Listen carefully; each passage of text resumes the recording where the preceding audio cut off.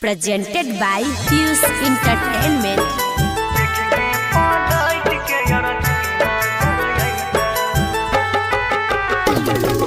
DJ Vikas, Liga Sitamarhi.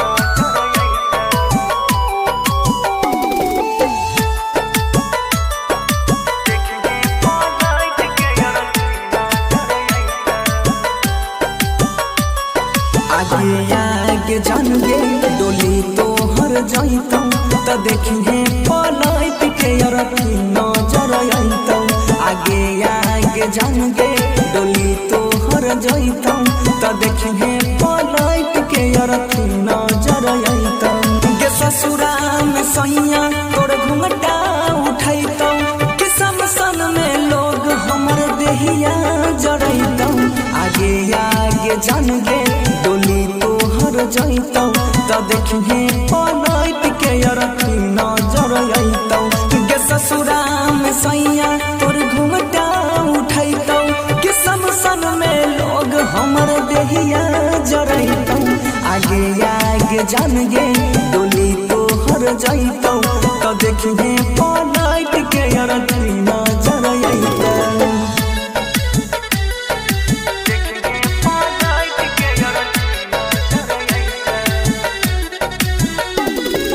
DJ Vikas, Liga Sitamarhi.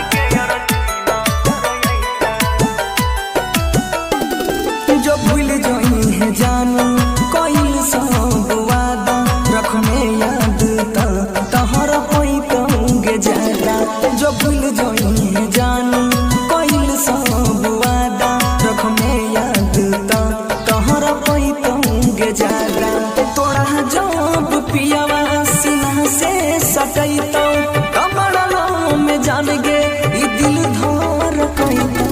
आगे आगे जानू डोली तो हर जाइतौ त देखिए पलट के रखी नजर आइतौ।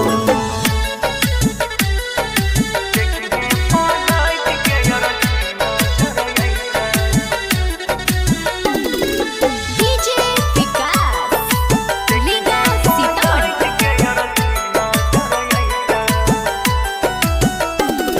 के ससुरा में तोहर मनोदान होइतौ इने हमर जानू गे पिंडदान होइतौ। गे ससुरा में तोहर मनोदान होइतौ इने हमर जानू गे पिंडदान होइतौ।